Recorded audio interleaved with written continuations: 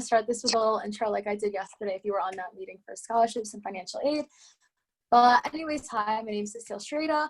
I'm an incoming freshman at Brown University, and my phone just fell. And I applied as a double major in biology and history as a pre-med, but since then I've decided that I'm actually going to make my own major revolved around microbiology and epidemiology as a pre-med once again. But since it's Brown and I do have the open curriculum and everything, I'm still going to study history, French, statistics, everything that I'm really passionate about.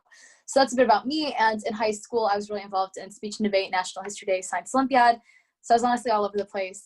And that's one of the reasons I chose Brown, because I was allowed to continue to be all over the place. So that's just something about me. If any of you guys can relate to that, feel free to ask me any questions. But basically, I'm going to share a link in the chat just like I did yesterday. And this is the Google Doc that I'm going to be following. I honestly just put a bunch of bullet points on there for me to talk about today, just so I knew that what I was going to address. But feel free to follow along. And that's in the chat right now. And I'm just going to jump right into it. And this is basically me answering your guys' questions, I guess. So the very first question was kind of a general one. I wasn't really sure what they were asking with this, but they said, how can we present ourselves in the best light on our college applications? I kind of want to focus it towards interview, but then I'll focus it on the applications. So when it comes to your interview, like in presenting yourself in the best light, definitely like personality goes a long way. Respect goes a long way. If you get there on time, that's a great thing. Make sure that you're properly dressed. Just those basic etiquette things, those are things that can obviously like help them give you a great first impression.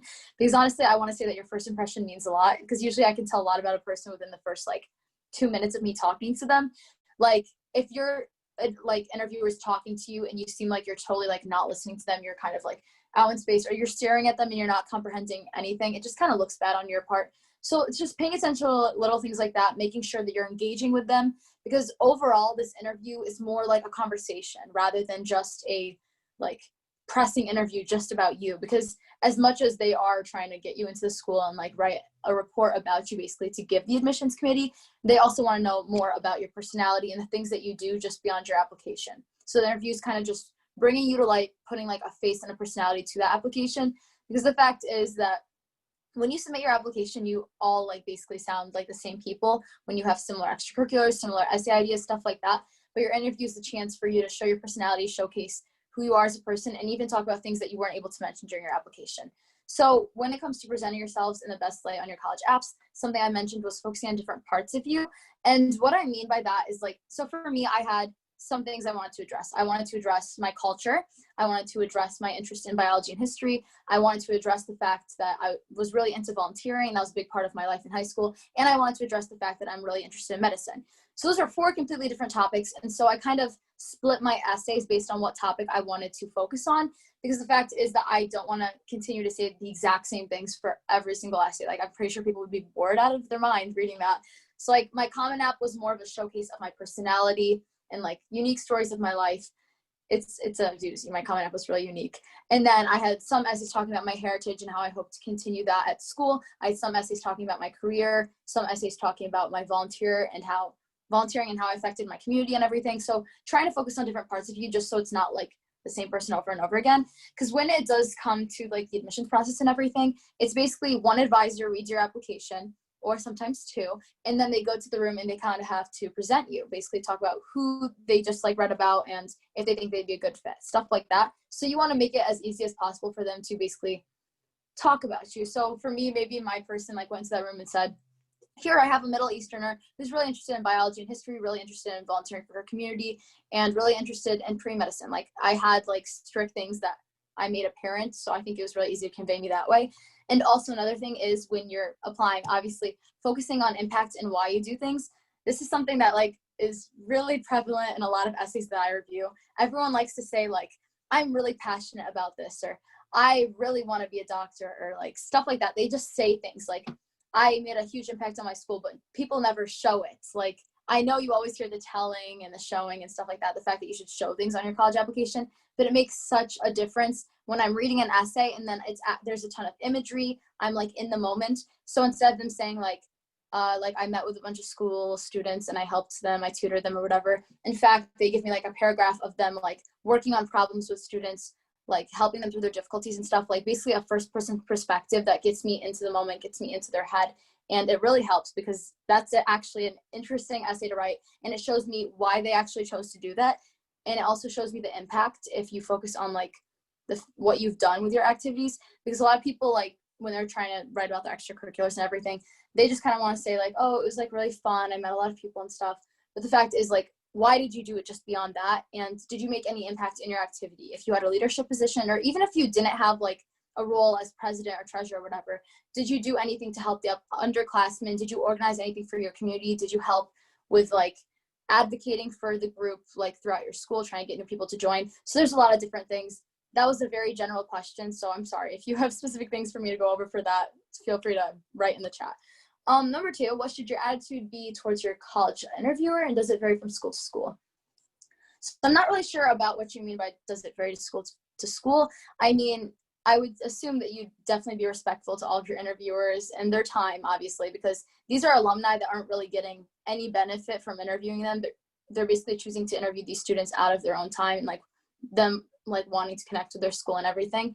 Something I said is don't interrupt, because a lot of people, sometimes me included, we have the tendency to think that people are done with their sentences and what they're saying, and so we want to jump into talking more about like ourselves and everything. But the fact is that you want to appear interested in what they're doing, and as stalkerish as this is, I always look up my interviewers ahead of time just so I kind of know what they're into and I know what topics to steer away from and what to actually like talk about more. So like I remember specifically for my Rice like interviewer, he was really into social justice. He was really like an environmentalist. He was really interested in basically saving the planet and everything like that. So like we had some things in common with that. So I kind of like focused on like my environmentalist side of me. Like as horrible as that sounds, don't make it obvious that you're stalking them, but you can play off of what you do hear about them and stuff. And as for it varying from school to school, I think the level of professionalism should be pretty consistent. I don't think that like you should be less professional when it comes to Brown because Brown's a chill school, and then more professional when it comes to Princeton. I don't think it works like that. These are all like academic institutions that really want to hear about you and want to see that level of professionalism. So I don't think you should really vary that. Another thing is, this is something I actually heard from my interviewer because he was like talking about it. So the fact is, a lot of people like go into their interview, and when they ask them like, why do you want to go to this school? They'll say general things. Like for Columbia, they'll be like, you know, I really want to live in New York City. There's so many opportunities and stuff. But the fact is that if you want to live in New York City, you could go to NYU, you could go to SUNY, you can go to any other school. So when you do focus on location and general things like that, you need to apply it specifically to the school. Are there certain opportunities that are only available to kids from that school? And like things that you can do like within that location that are specific to that school. You want to research the school, find specific programs and things that interest you, things that like mostly align with your high school interests, so you can make that connection. And you want to seem excited about it because if they do have in-person interviews this year, like you'd be wearing a mask, but show it through your voice. And to be honest, I think the majority of interviews will be virtual, so it might be actually easier to talk to people that way because as like they won't be able to see you like in person exactly, but you can make up for it by like smiling and like being really polite and acting really excited about the school. Like don't be afraid to talk a lot and go in depth about the programs that you really like. And in relation to that, if you want to learn about specific programs, I think the best thing to do is actually contact someone that goes to that school. Because like, for example, like when I'm helping students with their Brown essays right now, like there are so many specific programs I didn't even know about when I was applying, but like I'm able to tell them about that so they can include it in their essay. And then it looks like they did a lot of research on the school because otherwise you wouldn't really know about those programs. So when you reach out to like students on DM or Instagram or anything like that, I don't think it's scary. You can reach out to a lot of people if people don't reply. But I think most college students are more than happy to help you guys, especially like with the pandemic and everything. People are mostly home anyways, but it really gives you like such insight into like specific programs for the school. And it is so helpful because otherwise you will literally just look up school traditions and then everyone's going to be talking about the primal scream at Northwestern or like the naked donut run at Brown. Like people are just going to talk about the exact same things. And it's really general. But also don't mention the naked donut run during an interview. That's like one of the Brown traditions, but it's kind of weird. So like I wouldn't talk about that. I also said, don't talk about other schools you applied for. Some interviewers have the tendency to say like, what other schools are you considering? And so like, if you're interviewing with someone from an Ivy League or something, do not mention the other Ivy Leagues because I think it sounds really strange, especially if you're interviewing for Brown, let's say, and you mentioned Columbia, because those are two completely different schools. And as an interviewer, if someone told me that, I would instantly think that they're going just for the name, because if you were truly interested in those two different schools, you'd know that they're two like complete different like environments, like core curriculum versus open curriculum, stuff like that. So like be wary about that question. Most interviewers actually aren't allowed to ask about it, but what I would say is actually talk about like state and local schools, or maybe smaller scale schools, depending on who you're interviewing with. Don't talk about schools that are on the same exact level or competitors, because I don't think it gives you the best view in that case. Number 3, should we have one-on-one meetings with admission counselors at our prospective universities? So I have like different viewpoints on this. So for some schools, they actually really like if you do this. The first school that comes to mind is Case Western University in Cleveland, Ohio. A lot of my friends that did like one-on-one meetings with their counselors, they ended up getting lots of scholarships because like they actually showed that they were interested in the school. There are certain schools that track how often you interact with that school. And the ones that come to mind are Washington University, Rice University, Case Western University, out of the schools I applied to. And these schools actually keep track of the number of times that you interact with them, whether it's even like talking to admissions counselor, whether it's signing up for the mailing list, stuff like that. Like they keep track of that. And so they want students who demonstrate interest. And if you're not demonstrating interest in the school, it means that you're likely not considering it at the top of your choices. So they're less likely to admit you because that will lower their yield rate. So definitely show interest early on if you are interested in a school. But when it comes to schools like the Ivies, top 20s and stuff, like I don't think that's going to help you. And I think it actually might be annoying in some cases, because the fact is you're going to have an interview with those schools most of the time if you want an interview. So if you're trying to meet with these admission counselors that have a ton to do right now, it's just, I don't think it's worth it. I mean, it's really a school by school basis, but when it comes to state and local schools and the schools that track demonstrate interest, and you can find out what those schools are online by looking up if they track demonstrate interest, then it's worth it. Otherwise, don't bother because you're going to annoy them. My experience. So I applied to 18 schools, but out of those schools, I interviewed with Rice, Princeton, Yale, Harvard, Cornell. The schools I didn't interview with were like safeties or like local and stuff like that, or schools that didn't even do interviews. And then there are a couple where they like hit capacity and I didn't get to interview with them. I can talk about that. So my very first interview was actually Yale. And the reason why is because I did the YYGS program, Yale Young Global Scholars, the summer before my senior year. And we had the opportunity to do an on-campus interview. So this was my first interview and I was like super prepared for it. Like I was really excited, but me and my interviewer like did not mesh at all. Like we had completely different interests. Like she was super shy and reserved and I'm like really loud and outgoing, and I felt really awkward. There was some tension there and I feel like she didn't like me. But in those cases, you honestly just try your best. You like try to seem interested in what they're talking about, ask them questions about their work, because people like talking about themselves. Like just putting that straight out there. Professors and teachers and people just love when you ask them about their research projects or things that they're doing, because it gives them an opportunity to kind of talk about what they're interested in, passionate in. So I would just try your best in that situation. It happens. But the thing that I've heard is with a lot of schools, the interview can actually only help you. It can't really hurt you unless you like completely bomb it. Like for Ivies, most of the time, like the interview is less than 5% of the consideration with your application. Like it doesn't make that big of a difference. Like I can think of some examples where like the interview went phenomenally well. Like my friend who interviewed for Stanford, it ended up being 3 hours long and they just vibed so well. And this probably isn't really allowed, but the person he was interviewing with let him see the report that he wrote for him. So like he knew that it was a great report. He ended up getting in Stanford RD. So like there are some times where you're like perfectly like meshing with that interviewer stuff, but it also doesn't guarantee acceptance, like no matter how good it goes. But like it's not going to hurt you unless you don't show up when you say you're going to, unless you're totally rude, unless you're like those red flags that you kind of look for in an interviewer. Rice was my next interview. It was virtual. I totally vibed with that person. It was really nice. I really don't have anything to complain about with that. The only question that kind of caught me off guard with that was like, what would you change about your high school experience? Just because like nobody had ever told me that could be a question that they would ask me, but I had written it for a Coca-Cola essay. So like I was kind of familiar with it. So like prepare for that question, and I'll talk about more questions you should prepare for later on. So that's that. Princeton was in person at a coffee shop, and it was someone that I actually knew. So that was chill. Harvard, it was like a law professor, and I had to like go to his office and everything. And I think I talked way too quickly. Be wary of your speed, because I have the tendency to talk really quickly, and I feel like people don't understand me if I go too quickly. So like be wary of that, but also don't go too slow. Don't go too in depth. If you're going to take 30 minutes talking about one thing, like try not to make your interviewer like bored, I guess. And then Cornell was honestly like a 10-minute phone call. I don't know if I would even consider that an interview. They're just like hi, like, I just want to talk to you about Cornell. And I'm like, okay. And I answer their questions. I just applied to Cornell for the hell of it, honestly. So I accepted all of my interviews just because I think it's rude if you don't. Like, I know people personally who have been accepted to schools that like decline interviews. But honestly, like, the fact is that these interviewers are in limited capacity. There are a lot of kids that actually don't get an interview at all. And it's not going to hurt them that they didn't get an interview. But I just think that you should respect your interviewer's time and the fact that they reached out to you and try to accept it. And you can work around your schedule and stuff. And I think it's a great experience and it helps you learn more about the school.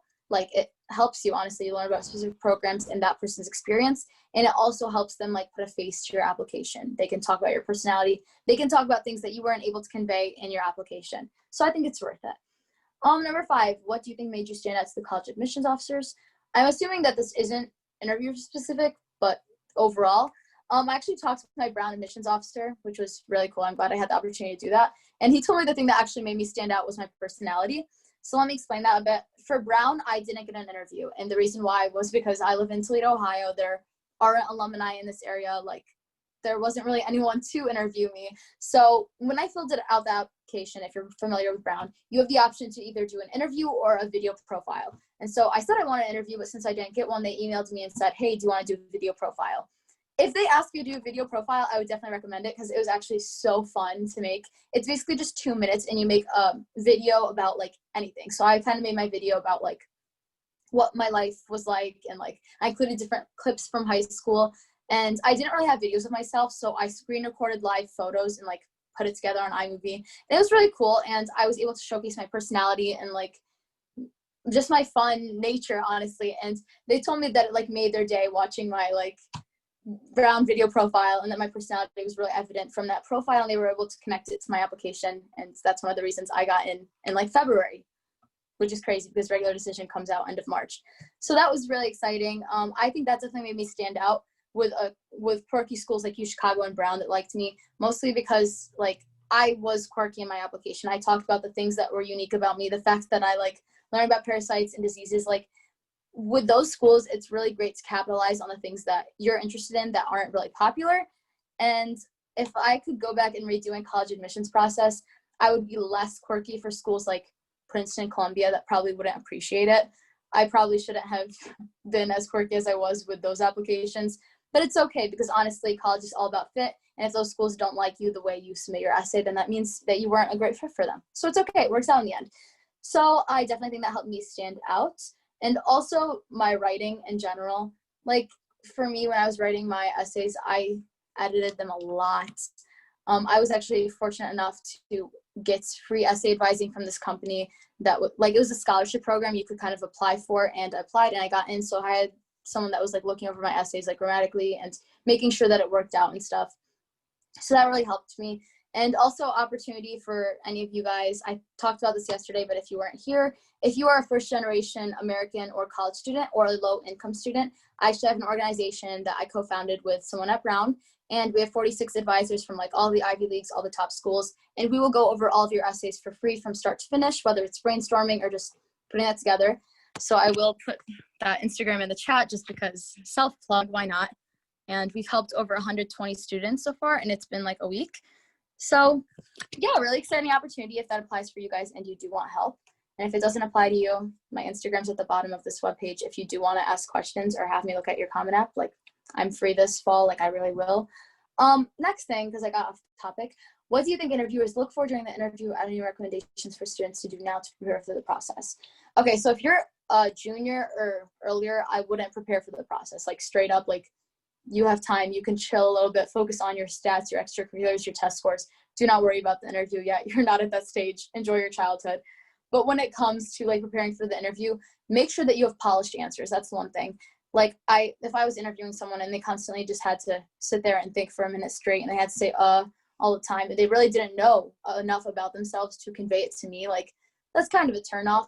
So look at the questions online, the questions I list below, and try to prepare for those questions because most schools ask you those exact same things, especially to tell me about yourself. Like, you should have a polished answer for that kind of describes like your passions, who you are, where you grew up, like your environment and the things you're interested in and why you're interested in that and why you think that school would be a great fit for that, stuff like that. You should have answers to those ahead of time. And some people, I know that you don't always have the opportunity to go over and interview with someone you know, but if you do, it'd be really great to interview with a parent or a sibling or anyone that can like ask you the questions and you'd be able to answer them. Because as great as it is to just talk to your mirror like I did and like interview that way, it actually helps if someone else is asking the questions, because then you're less prepared for what's going to come next. They'll ask it out of order and you have to think of things on the spot, and it gives you like that relief from that anxiety once you actually get to your interview, because you will know what to expect. So prepare. And honestly, the first interview I think is the hardest, because at that point it's like completely new to you, but after a couple, you'll get used to it. It's honestly not that scary. Number 7, how difficult is the interview? Like I just said, a lot of people stress about it, but it's honestly just a casual conversation.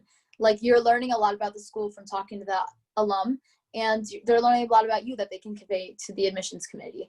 Like I know it's kind of hard for people who don't like talking to other people, but the interview really is a valuable experience for both people. And once you get used to it, it's really not that scary. It's just talking to someone about your passions and who you are as a person, and they're excited to meet you and stuff. I've never had a rude interviewer. I've just had like ones that didn't mesh with my personality, but that's like not even that big of a deal. And I think it's a great opportunity, and I don't think it's really stress worthy, because after the first one, you'll definitely get in the hang of it. So don't worry about it too much. Like for me, something that I messed up with was I'd always obsess over my answers at the end of the interview. Like, oh my gosh, like their facial expression was kind of like that. Like they didn't really seem like they were paying attention to me, or I was just like scared about every single little thing I said. But the thing is, like after the interview, you can't change anything. Like it is what it is. Like it's not going to hurt you if you had an answer that wasn't like super polished and incredible. Like it can only help you, I think, at that point, because you did show up, you answered to the best of your ability. So it's like, just try your best, honestly. For number 8, are all students required to do an interview? Who needs to do an interview? So interviews are in fact optional, but like I said earlier, if you are offered one, I don't think you should turn it down. Take the opportunity, unless you have like very severe like social anxiety and you're not comfortable doing it at all. But like interviews, especially this year, since they're going to be mostly virtual, I think they're a great experience for both people, and they can help your application if you do them the right way. The one exception is I don't think many people in rural or international areas will have access to interviews. In the past, like I know if you lived in certain countries, there was no interview for you, period, just because of the fact that there's not many like alumni in that country. But this year, honestly, will be completely different, because everything's going to be virtual probably. So who knows, you could be in the middle of nowhere and still get an interview from like New York City or something like that. I think that's actually a good part of the coronavirus, as bad as that sounds, because you will have the opportunity to get an interview most likely. And more people are probably able to do an interview if it's virtual, rather than like making the time to meet you in person. Like even my Cornell person, she was like an hour away, so we could have met in person, but it's just like going out of the way to do that and stuff. Like phone interviews, virtual interviews are way easier, so I think it's going to help you guys this year. Or was I? What questions do they normally ask in an interview? So like I said, tell me about yourself. Huge one. Honestly, they ask this in literally like every single interview I've been in. It's really unescapable, like no matter what, because it's a great opener. Because here's the thing, like when you have an interviewer, they don't really know much about you as much as you might think that they've seen your application stuff. They haven't. They're literally just an alumni from that school that's offering to interview you. So what I heard from like 2 of my interviewers is they got my name, they got my high school / hometown, which was the same as theirs, because like same hometown because we're in the same area. And then they got my potential major. That's pretty much it. Like they're not going to know about your extracurriculars. They're not going to know your test scores. They're not going to know your GPA and stuff. So like they honestly don't know much about you. So this tell me about yourself is a great opportunity to like plug yourself. And also some interviewers actually ask for your resume. I don't know if that was my Harvard interview. He asked for my resume. So like maybe having that ahead of time, like getting that ready, you can get templates online and stuff. It's not that hard. But overall, I wouldn't really use the tell me about yourself as an opportunity to say like, I got a 35 on the ACT or like something like that. Like, don't really talk about your stats, but talk about more about what you've done extracurricular wise, like maybe class wise, like what you're interested in and the major you're interested in. Because the next question I want to talk about is, why do you want to major in blank? And that's actually a really important question, because the fact is that you have to be able to justify why you want to do that major. Like I said yesterday, a lot of people might put like a random major like art history on there just because they think it'll give them an easy chance to get into the school since less people apply with that major. But the fact is, if you can't justify your major, if you don't have the opportunities and the extracurriculars or the classes that you did in high school to justify why you want to do that major, if you don't even have an idea about like what career path you want to do and stuff, like you can do undecisive undecided and stuff, but it's worse for you to put a random major just for the hell of it because you think it'll give you a better chance. So definitely have a polished answer to that, because that's a really good one. And also, I skipped this one, but why do you want to go here? Like I said with the Columbia example, like, don't talk about location. I know it's like, for some people, it might be a good idea. Like if you're going from like the middle of nowhere and you want to go to a big city, sometimes you can make that connection. But most of the time, if you talk about location, they could easily say, okay, why don't you go to this school that is in the exact same area? Like, it just kind of shows that you're just looking for prestige if you do it that way. And so knowing about the specific programs, which alumni can talk to you about, or another thing you can do is, if you guys have LinkedIn, or if you don't even, you can make a fake one just for this purpose. Look up the school that you're interested in, and then you can look at the profiles and see what extracurriculars people that go to that school are interested in or involved in, because if you do it that way, you could learn about things that you might have never known about. And that's just a really good piece of advice that I think would be really useful.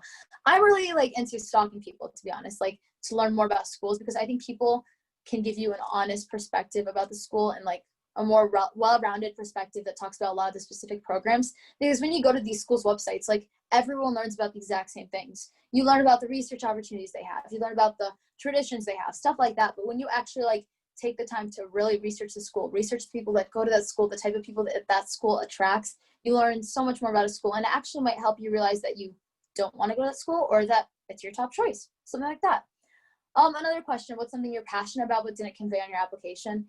This was a really hard one for me to answer, just because I conveyed like literally everything on my application if possible. Like if there wasn't room for it, I made room in the additional information section. So like I just tried to think of fun hobbies I do for that one, like making sure you kind of have an answer to that, like things you do outside of school. I know for me, like a lot of my life was revolved around my in-school extracurriculars, so I kind of like exaggerate some of my hobbies. I talked about like cooking and baking, which I'm not super into, but like sometimes I do that. I talked about vlogging, and at the time like my YouTube channel wasn't a big thing, but like now I've gotten more into it. So like I talked about those things, and just like it connects to the next question, what do you do in your free time? Showing that you're a person, honestly, you have interests just beyond studying and competing and doing things like that. Like show that you're a real person, you have actual hobbies. Maybe you like hikes, maybe you like interacting with your family. Honestly, maybe you're really passionate about like, maybe you're like really interested in babysitting kids, you want to help parents that have work or something. Like it can be things like that.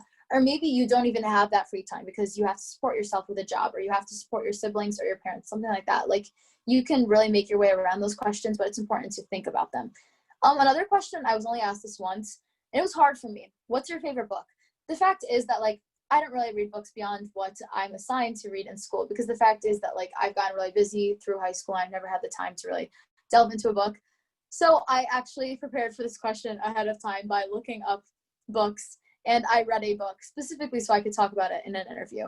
And if you guys are curious, the book was called Wave by Cecile. So that was a memoir, and I was able to talk about that book just because I didn't really have a lot of books that I've read. So maybe preparing for that, if you guys are like really bookworms, that could be really easy for you to talk about. But for me, like I didn't really have the time to read, so don't answer with like some book that everyone reads, like The Great Gatsby, like To Kill a Mockingbird. Like don't answer with something like that, because it kind of exposes the fact that you don't read. But like don't answer with something you haven't read either, because you will get someone that has read that book and they will question you on it. So don't do that. That happened to my friends. Not a good experience. Number 10, tips for preparing for an interview. Like I said before, going through all the questions, talking to people, because it's different if you're talking to yourself and like preparing these questions than if someone is actually asking you them and you're caught off guard and it's in person, stuff like that. Look at the specific school to see if they're known for asking specific questions. So like I never really had this experience. I think all of my questions were like normal, but some schools could ask you specific things that are like really weird. Like I can't think of a great example, but I know my friend for UNC, like she had a really weird question, and like that was something that they'd reportedly asked like in the past. So maybe looking up that specific schools, like Yale interview questions, Brown interview questions, seeing like if they have something that those people try to do. I know that some schools actually have lists of example questions on their websites, and lazy interviewers might actually go off of that list. So preparing through that list might actually help you. Could be a benefit. How do we make advantage from the interview? I basically talked about how earlier, like they're not a huge part of your application. Like if you aren't really the best applicant for that school, like I don't think an interview is going to take you from the no pile to the yes pile. Like, I think they're just supplementary. Sorry, I can't speak. But I don't think it's going to be a huge deal. But they can make a difference if you do have one and you're already in the yes pile. It could take you from the yes maybe pile to the yes pile, if that makes sense. So it really depends on the school though too, because there are some schools that place a huge emphasis on interviews and there are some that don't. And the schools that would care about interviewers and like interviewers' experience for the students would be those demonstrated interest schools that I talked about earlier. You can look up the list online, but I'm just telling you like off the top of my head, WashU, Rice, and Case Western out of the ones I applied to, they care about the interview, they care about how that goes. So yeah, that's the whole document I went through, and then I linked my scholarship list if you weren't here yesterday. That's a bunch of scholarships that I applied to because I applied to a lot of scholarships. And then I basically like put my YouTube in there just as a self promo, Instagram if you guys have any questions. And now I'm gonna look at the chat, and I think there's one person that said something. If one of your meet schools offers interviews, should you do that interview first before your reach school? I don't think there's like a way that you can prioritize interviews, because the fact is like whenever my interviewers reached out to me, they would always be like, hi, I'm available next week. When can you do next week? Like they wouldn't just say like, hi, tell me a date in the next month where you can do it. Don't try to prioritize interviews based on like the importance of the school. Just do it when that person can do it. Don't make it hard on them. Don't say like, can we do it next month? Sorry, I have a bunch of other interviews to go to. Like that kind of sounds bad, I think. Like don't really talk about your other schools, if anything. Like you want to seem like you're devotedly interested in that one school. You want to make it seem like your top school. So I don't think that you should prioritize certain schools, if that makes sense. Are there any other questions? Oh, one sec. What are some colleges that place emphasis on interviews? Those are the colleges that are demonstrated interest colleges. So if you look up online schools that like track demonstrated interest, like I can look that up probably right now. Like I told you guys, Rice, Rice, WashU, and Case Western for those that track demonstrated interest. And the reason they do this is because these are the schools where you'll get amazing applicants that apply, but the fact is a lot of those applicants will move on to better schools. They're just applying for the heck of it for this fact that they have a safety. And these schools want to have a high yield rate. Your yield rate is the number of kids who are accepted to actually go to that school. So it kind of looks bad on their part if they accept a bunch of people and then those people choose different schools over them because they were lying about being stuff like that. So if I could go back and change anything either, like I would show demonstrated interest, because I showed zero interest in Rice, zero interest in Washington University and St. Louis, because I didn't research them beforehand. So like those weren't really schools on the top of my list. I was applying to it for the heck of it. And I think they can know that. Okay, so I can probably switch the camera. Can I switch the camera? Oh wait, yeah, I can. So right here, like I just literally looked up demonstrated interest colleges that, I don't actually know if you can see it. I literally looked up colleges that track demonstrated interest. And if I'm reading off of this, there's like literally over 100. So the ones that say very important are like American University. It actually has every single school. And it says if it's not considered, or very important. So right here it says for Brown, not considered. So they don't care about your demonstrated interest. So they don't care if you talk to them, email them, sign up for the mailing list, it's not considered if you reach out and do that. But for schools like American University, apparently, I'm going in alphabetical order, that's apparently very important to them. I don't know. So definitely look up those lists. Yeah, it says right here, certain schools have them considered. So like, I don't know a lot of these schools, to be honest. But Barnard is actually considered. I didn't know that. So like, if you're interested in that school, stuff like that. Anyways, I saw more questions. So I'm gonna click on chat real quick. One sec. A lot of questions coming in. Should you bring your resume and transcript to all of your interviews? I would bring your resume just in case they ask for it. Don't bring your transcript because your admissions committee is already gonna know about that. And I don't think that's really important. The thing is, on my resume, I had my GPA, I had my ACT, my SAT scores, and my AP scores. And I think that's all they need to know, technically. Like, don't bring your entire transcript. I know this isn't interview related, but do you know any platforms similar to QuestBridge that you can come from a higher income household? The thing is, with these need-based scholarships, you have to show demonstrated need. The only ones I can think of are merit-based scholarships. So like off of my spreadsheet, that would be like Coca-Cola, you can get like $20,000 from that, and it doesn't matter like your financial circumstance. Brian Cameron is a full ride. That's on my scholarship spreadsheet. Like, it doesn't matter if you're a higher income household. The thing is, most of these full ride scholarships go to students who really need them. So it's like, it's harder to find like scholarships that go to people with higher income. But I will say a lot of schools have full ride programs and stuff like that. Like, I know Ohio State University, like I applied for the Eminence Scholarship, which is a full ride and stuff. And so I went to that finals weekend and stuff. It didn't matter what your income was. It was a merit scholarship. So that's something to look into for specific schools. But like I said yesterday, the Ivies don't give any scholarships other than financial aid. So anyone who gets like basically committed to that school for athletics or anything, they're not going to get any scholarships unless it's financial aid, stuff like that. Let me go back to chat.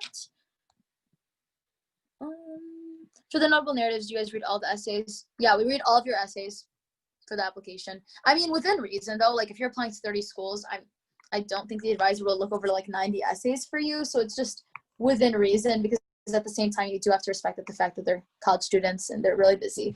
But yeah, we do look at all of your essays from start to finish. So I'm working with like 8 kids right now, helping them with their applications. What's the name of the program that you got help with? Oh my gosh, I'm trying to remember. College-wise. It was College-wise admissions, but their scholarship for free college help actually is over with. So that's something you had to apply for in the summer. But if you were a FGLI student, they would basically like consider you to get like completely free like college advising help. So if you're a junior, you can look into that. It's College-wise. For notable narratives, do applicants have to be FGLI students? Yes, unfortunately. And we think that like covers a lot of students because those students are the ones that don't really have people to turn to for help.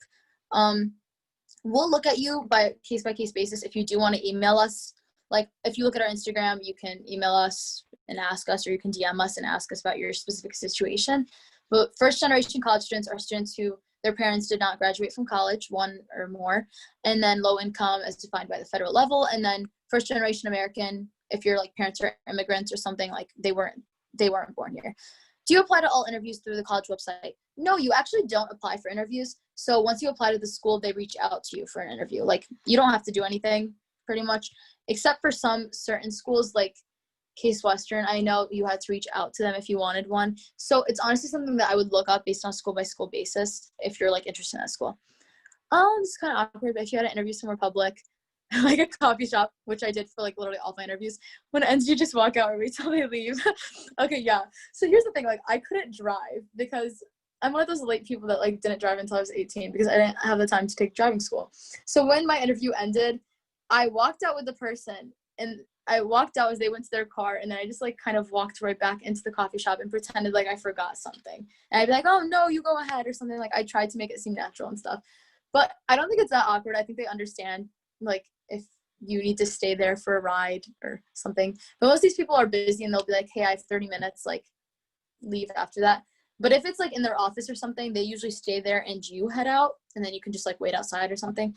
But like at coffee shops, I guess that goodbye is kind of awkward. I tried to avoid like mentioning that I didn't drive myself there. So it was kind of awkward for me. For schools that demonstrate interest, should you email them? I would only email them if you have a very specific question for like a program or something. Like otherwise don't email them if it's information that you can find online, because then they'll be like, why doesn't this person just research it themselves? Or at least that's how I would react. If I was getting that email, I'd be like, okay, that's really obvious. Look at our website.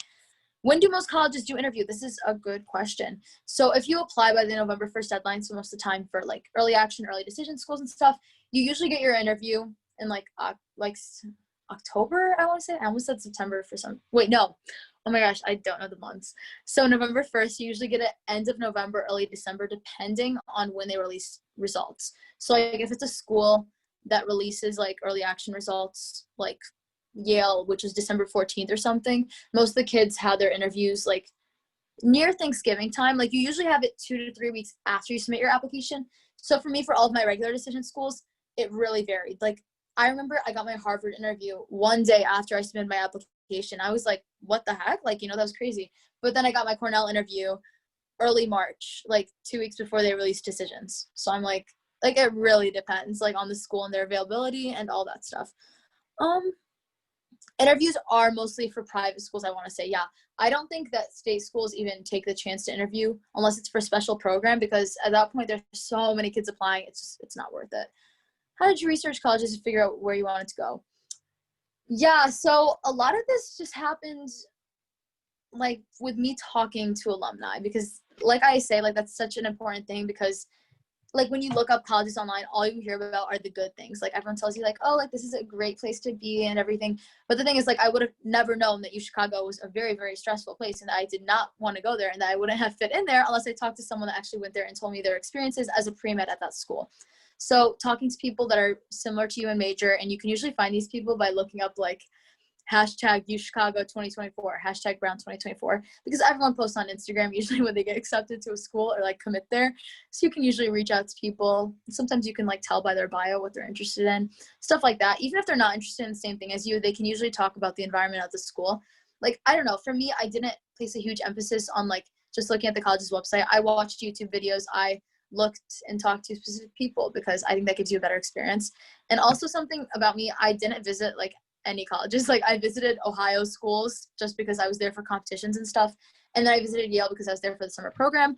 But like I didn't visit any other schools. Like I still have never been to Brown, and I'm like going there. Like I just committed without even visiting. So you really learn a lot from the people that you talk to and the videos you watch.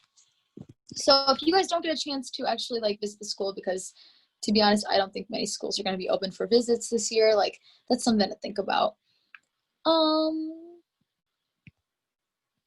Is it bad if we're not interested in applying for EA, even if you're not confident in your Common App? Okay, so with certain schools, you have to apply early action to get consideration for scholarships. And these are usually like all state school stuff like that.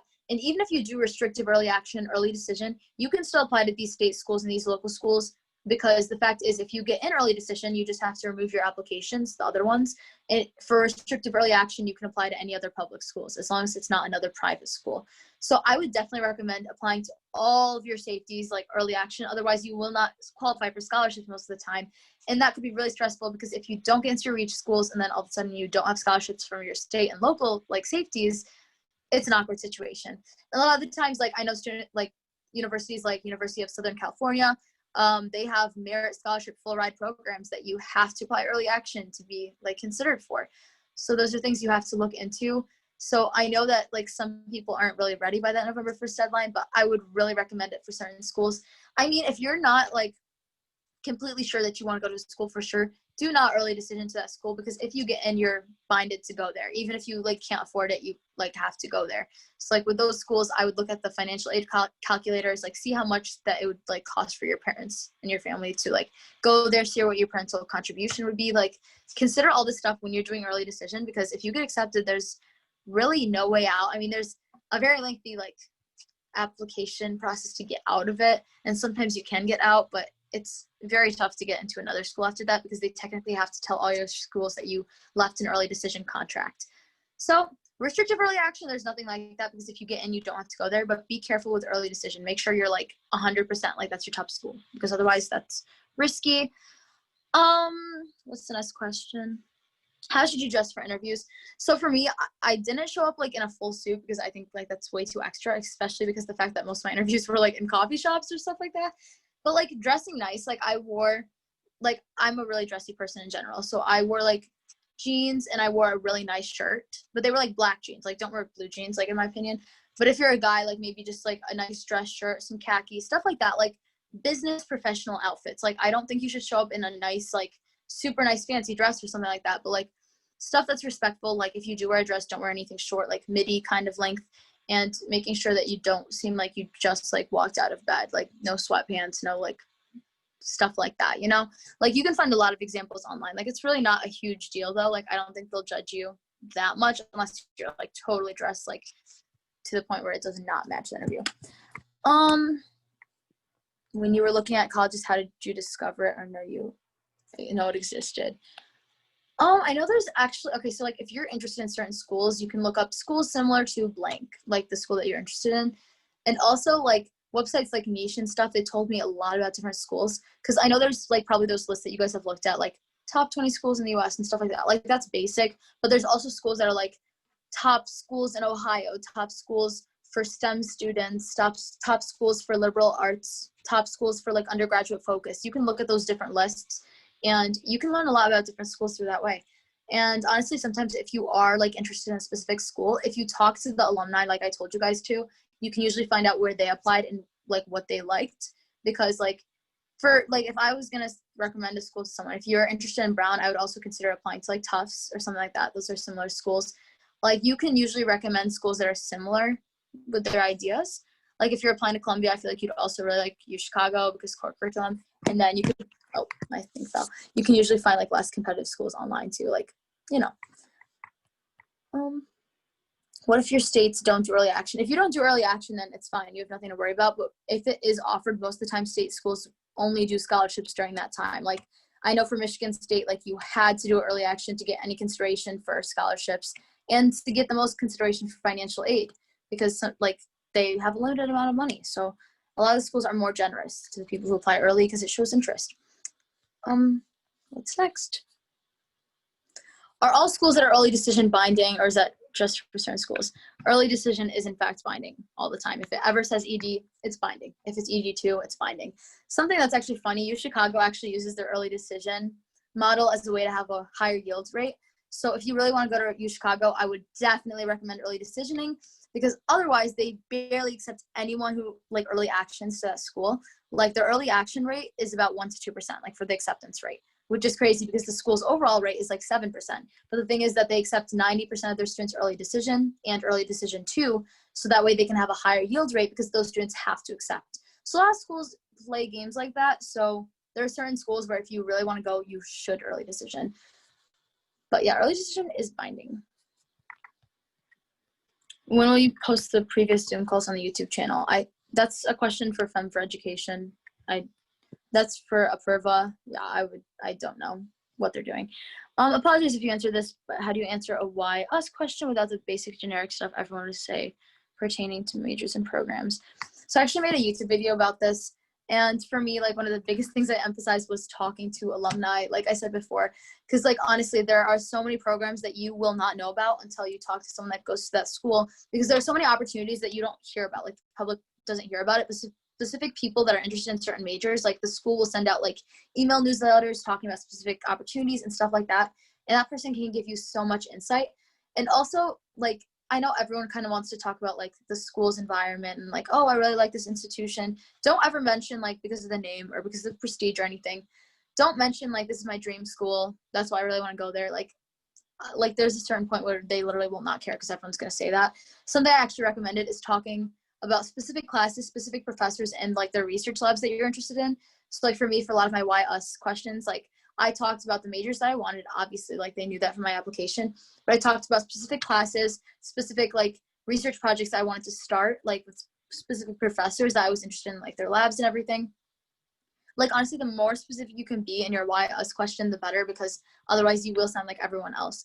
And you kind of want to talk about like, I know you guys want to talk about how like that school will benefit you, but you also have to talk about how you'll benefit to this, like the school, like what can you bring to the table at that school? Like for me, for Brown, like I really emphasize the fact that I'm really outgoing and I'm not afraid to talk to people about fun facts about like microbiology and stuff like that. So I said I'd really contribute to the community there by like encouraging that like interdisciplinary learning and making people excited and feel like passionate about their interests and like feel supported. So like talking about like what you to bring to that institution is just as important as like what you'll take away from that institution. And the rest of that's in my YouTube video because I honestly don't remember everything I said. I know this doesn't really go with the main topic, but I'm a junior. Okay, one sec, I have to read this one. I'm a junior, a part of a girl empowerment club. I'm starting to get more involved in my community to help me. Something I've been thinking about is spending too much time on this one activity. How you could balance it with your other interests.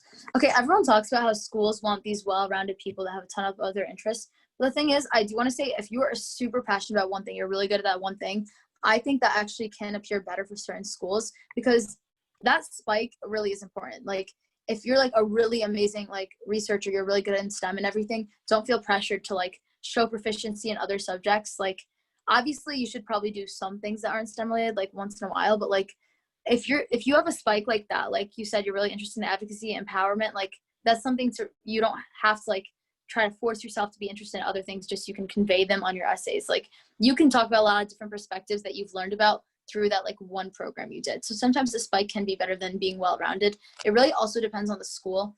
Like I know that like Ivies and stuff, they really like people who do have that spike, just because like best of the best or whatever, like for the programs and stuff like that. But for certain other schools, they really don't care. They want you to be more well-rounded. I know with Brown, they don't actually like people that are just interested in one thing, because the fact that it is an interdisciplinary school. Like the people who go to Brown are interested in a ton of different things, because that's why we have the open curriculum. Like if you're just interested in studying engineering and that's it, like don't bother applying, because that's not going to be the right fit for you.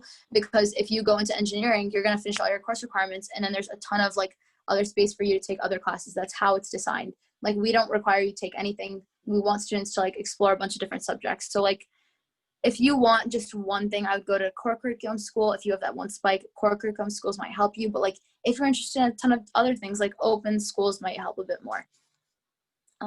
Chat. What's the difference between EA and REA? So EA is early action. REA is restrictive early action. The only schools that offer REA are Yale, Princeton, and Harvard. But as of this year, Princeton removed it because they don't want to stress people out. So the only REA schools right now are Yale and Harvard. And so if you apply REA, you can only apply to that one private school. So you can only apply to Yale and Harvard, no other private schools, but you can apply to as many public schools as you want. So that's why I said, like, when I applied REA to Yale, I still applied to like all of my public schools. But the one thing is I wasn't like able to apply to Case Western early action, something like that. Like you had to apply a regular decision, even if you were ready, because it is a private institution. So it's something to think about, like, especially if you're really interested in applying to another private university, like early, like you kind of have to balance like what's more important to you. We'll post recordings on YouTube. An email was sent out. Yeah, so that's pretty much it. If anyone else has any other questions that are specific, you can DM me. Subscribe to my YouTube if you get the chance. I'm posting videos weekly. Oh, someone else put a question. If you get accepted into a few schools for early action and apply to another, like for regular decision, do you get to choose? Yeah. So you're never binded to a school unless it's early decision. If you get into schools early action, you get into others regular decision, like it was for me. You get to choose between basically all those schools. Like you don't really have any like binding commitments anywhere. So anything with regular decisions not binding, anything with early action, not even REA, none of those are binding. Like the only ones that are binding are early decision. And there's also early decision too. So those are for people who like applied early decision to one school. Like maybe you applied ED to Brown and you got deferred or you didn't get accepted or something like that. You can apply like ED2 to Chicago, something like that. Like you can, it's another form of early decision, but that one's due like in January, something like that. So, but that's still binding because it has early decision in the title. So yeah, I think that's pretty much, those were all the questions. So if you have other questions, you can put them in the chat. I'll be here for a couple more minutes. Can I email you? Just got a question for Noble Narratives. Everyone is accepted. Yeah. We'll match you within like 2 or 3 days. Like right now, the waiting time has been a bit higher just because so many students are signing up and we like are trying to get more outreach from advisors. But yeah, everyone's pretty much accepted. So you will get someone. So to everyone saying thank you. Like I'm glad it was helpful. Like I just kind of want to make this process as easy as possible because it was so stressful last year. And there's so many things that I wish I knew that like nobody like really tells you. So I don't know. I'm really straightforward about these things. So feel free to like shoot me a DM or something like that. I'm going to copy that link of the colleges that consider demonstrated interest. I'm going to put it at the top of this document just because if you guys aren't able to find it, that's a list of literally like every college in the US and if they consider it or not. So yeah. Other than that, thank you for showing up and listening to me babble for like an hour because I talk a lot. And yeah. And you can like feel free to keep this document. My bullet points might not really help you guys though, because it's more like speaking points for me. But yeah, thanks for joining.